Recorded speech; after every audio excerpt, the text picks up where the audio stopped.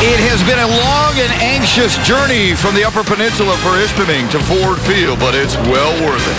A much more brisk trip for the Bulldogs of Loyola, who finally have reached one of their goals.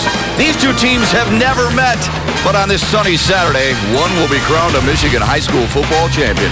Let's start with the bookend tackles. Malik McDowell, 6'7", 290, and K. John Armstrong, 6'5", 275. And they're the ones that open up the holes for this young man. That's Kimani Gabriel. Averages over 11 yards per carry. Now, last time I checked, Shep, that's a first down. Two linebackers. They're physical linebackers, but their technique sound. They know how to use the outside shoulder, keep leverage. They're able to slide to the ball, and they're going to have to keep their bodies off those big offensive linemen because they will get engulfed. But if they can do that, they might be able to slow down. For the Bulldogs. On an end around, Campbell. And he's grabbed from behind for no gain. Eric Kostreva. Kostreva again. Wiggled his way through. Bumps to the outside. Does he have the speed to get to the house? Just shy of the goal line. Nice run, and Anthony Frierson prevented the touchdown. No, they did call it a touchdown.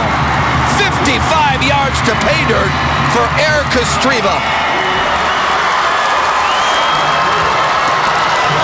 And actually, earlier this year, the football team was literally painting their campus blue. Like a lot of school districts, not a whole lot of money for their athletic department, and they definitely needed a facelift. So they painted the locker room, they painted the ticket booth, wanting to really show their school pride and keep things looking fresh up there at Ishpeming. Shep?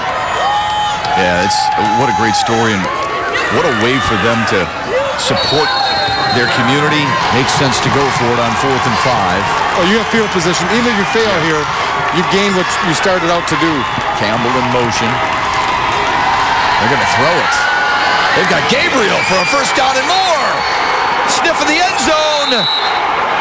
Touchdown, Bulldogs.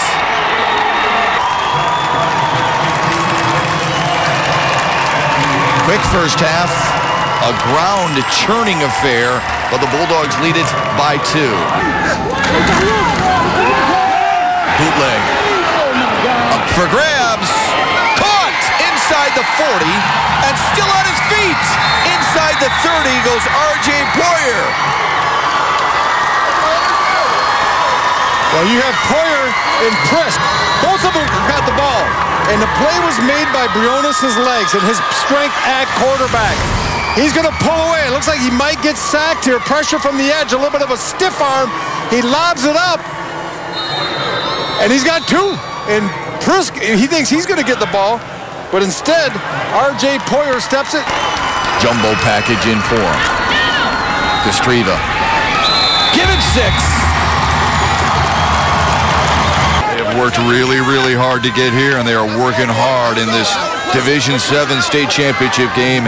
Eric Kostreva finishing off the scoring drive that lasted 7 minutes long. His second touchdown run. They're going for it on 4th down. They need 3. They've already done it once so far today and were successful. Give it to Gabriel. Strung out. Found an opening. Galloping his way. Touchdown, Gabriel. Wow.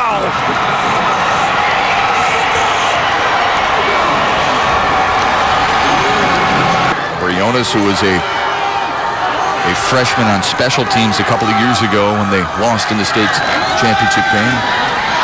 Kostreva. That play has worked well. Look at him still running. And to daylight he goes.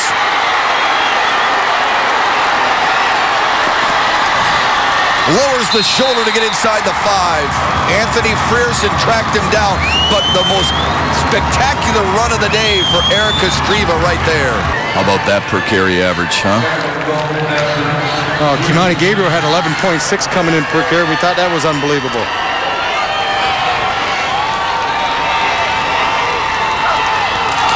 Give it to him again. Touchdown! Eric Kostreva. Well, we look at the left side at the point of attack. Nice job leading through, but how about Kostreva? The strength, and good call by the officials. The ball does stretch over the goal line. But Coach Olson said, we're not real big, but we will hit the line hard. We come off the ball. We will execute. We hit things quickly. We don't make our guys stand blocks too long. Yeah, he said there's no colleges beating down our doors. But you know what? Our guys are as tough as they come. They lead by 4. They want to lead by 6 with a 2-point conversion. Quarterback still has it, and they do. Oh, my. Did you see that? Briones delivered the blow to Marvin Campbell. Sorry, Shepard. He very easily could have just taken the angle. He's trying to send a message.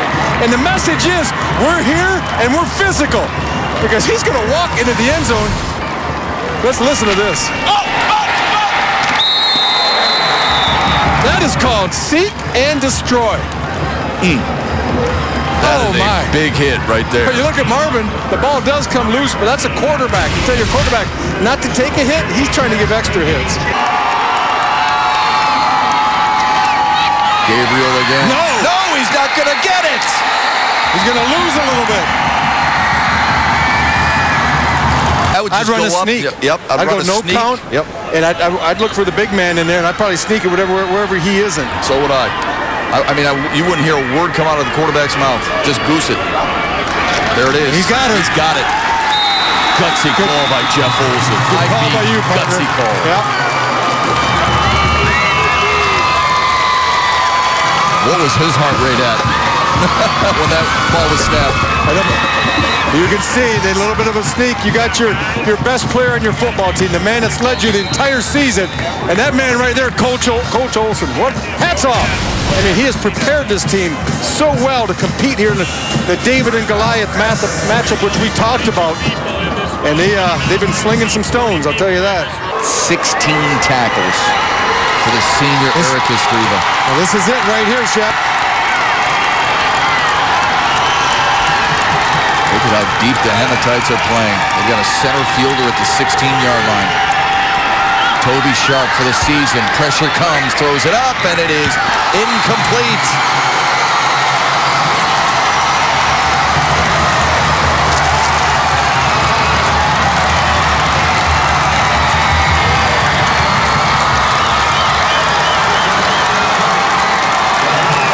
What the emotion for Jeff Olson.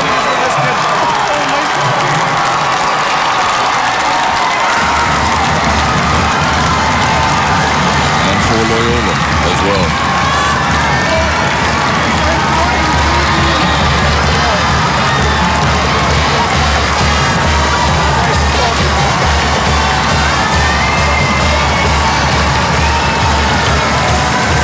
Jeff Olson called this one of the hardest working groups he's had since he's been here. He said, we left something on the Ford Field turf a couple of years ago. We wanted it back. They lost by 2 seasons ago, and in 2012, they win by 6. Tears of joy, tears of sorrow. A lot of respect, Matt, between 2 outstanding coaches.